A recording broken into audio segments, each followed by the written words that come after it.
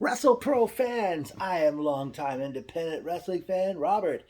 Mayhem from the Rahway Recreation Center was a very good show.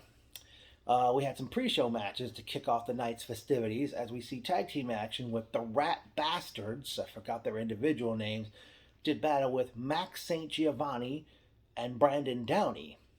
And that match, we saw Max St. Giovanni and Brandon Downey defeat the Rat Bastards. In the other pre-show match, we saw the Prime Minister of the penalty box, Skylar Mack, go one-on-one with Yusufer L. And Yusufer L defeated the Prime Minister of the penalty box, Skylar Mack. The main show began with Big Deal Craig Steele taking on the Captain, Sean Dean. Good opening match to really fire up the crowd, which saw the Captain, Sean Dean, defeat Big Deal Craig Steele. Next up, we see C.W. Anderson, now calling himself the Rottweiler rather than the Extreme Enforcer, go one-on-one with CPA. CPA had worn actually three shirts seemingly. Like he took one off before the match, took one off during the match. Eventually, Anderson hit the spine buster, went for the pinfall, but CPA counted a rolled through and pinned C.W. Anderson to pick up the win. Next up, we saw the current silver champion Falaba and Mario Bokura challenge Bear Country, Bear Bronson, and is it Bear Beefcake or is it another name for the tag team championship? Great match by these four men, which saw Bear Country defeat Falaba and Mario Bokura to retain the tag team championship. Next was a women's match. We saw Melina go one-on-one with Scarlett Bordeaux.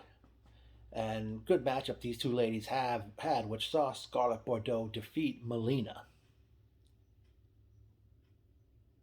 Next up in a singles match, we saw Scott Garland, who we knew as Scotty 2 Hotty in the WWE, take on Colt Cabana, who recently appeared as the Brooklyn Brawler on an episode of Young Rock on NBC.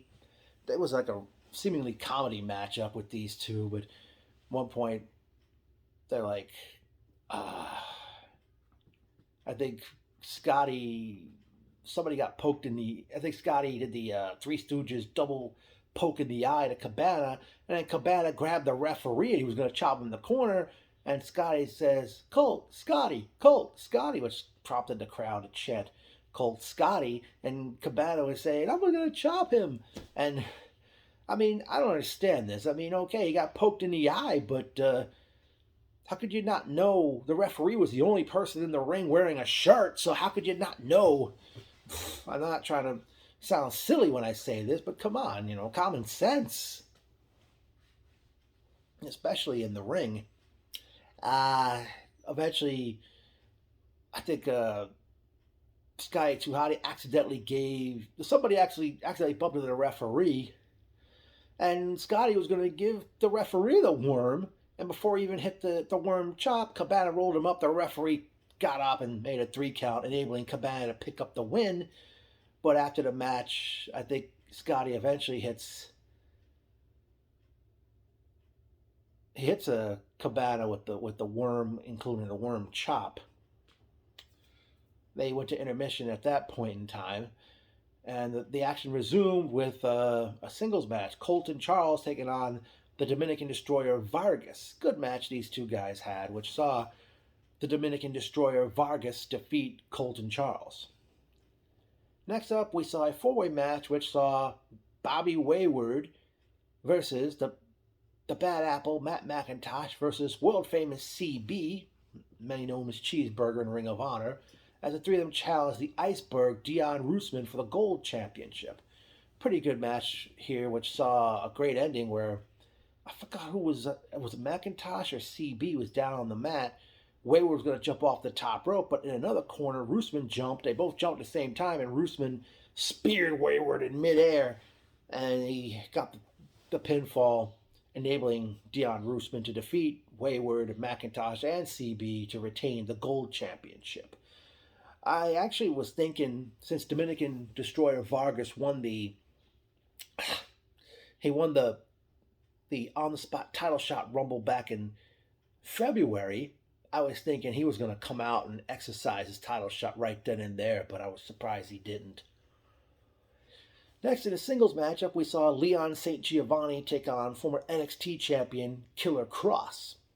Uh, Killer Cross seems to be, as well as Scarlett Bordeaux, are clear favorites to the WrestlePro faithful. Um, Killer Cross defeated Leon St. Giovanni with some kind of sharpshooter submission hold combo, and ref Steven didn't get any answer or response out of Leon, and called for the bell and stopping the match, enabling Killer Cross to defeat Leon St. Giovanni. And then came the match of the final match of the evening. It was scheduled to be the bad boy Joey Janela taking on the dirty daddy Chris Dickinson. Unfortunately, Dickinson had recently been accused of wrongdoing by a woman wrestler or a former woman wrestler, and that's pretty much why he was not on the show. Janela comes out and he's wanting, talked about that the night before he lost to Killer Cross in Brooklyn, and Janela said he wanted his pay, the boss, to come out with his pay. But out came WrestlePro founder Pat Buck to the ring, and they had a match. Good matchup these guys had, and I don't know if Pat Buck hadn't wrestled for a while since he was a producer at WWE for a few years. At one point, Janela was on the top rope, and Buck pushed him off, and Janela went through that ringside table that ring announcer Ryan Peterson was sitting at. Good thing Ryan wasn't sitting there at the time. And eventually Buck defeats Joey Janela to win the match. And Buck took the microphone, talked about his wife and son, talked about that he was like on the road 5-6 days a week. And I forgot what else he had said. He said he missed his WrestlePro family as well, and his Creator Pro family. Well, time for the personal notes. First of all, that Michelino's Pizzeria on, actually it's on East Milton Avenue, right by Rahway train station. While I was eating over there, they were playing songs of the late Michael Jackson songs while I was there. They also played Mark Morrison's Return of the Mac. To my surprise, I show up, and Thomas, who I hadn't seen since Five Borough Wrestling ran shows in Brooklyn, was there, and we took a picture together. Let's see, great seeing Kevin Matthews, Ryan Peterson. Who else do I remember? I think Omar, who I've saw at Pro Wrestling Magic shows in the past, he was there. I miss seeing Kathy Hummer and Christine at those shows. I'm guessing life got in their way.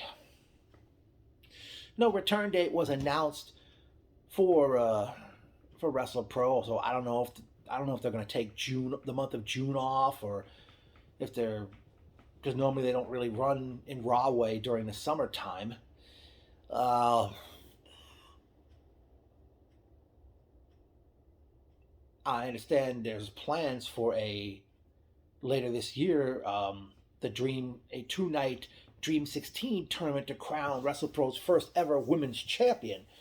Hopefully WrestlePro will have definitely pick some talented ladies that we know can wrestle. I have one lady in mind. I don't know if you'd like to book her, and I'm not just saying it just because I met her before she was a wrestler, and that's Casey Lennox, who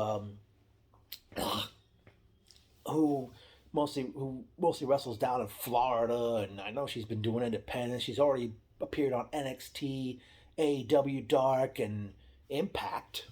I think she'd be a good addition to that Dream 16 tournament that's going to happen later this year to crown WrestlePro's first ever women's champion. So it was great to be in that building again, and damn NJ Transit, by the way. The 10:58 train I was going to get back to New York City was delayed about 20 minutes, and I didn't get home till like after 1:30 in the morning. And I guess due to ISPW running in Morristown, New Jersey, maybe that's why the crowd was not as big as it was at previous events. WrestlePro did great.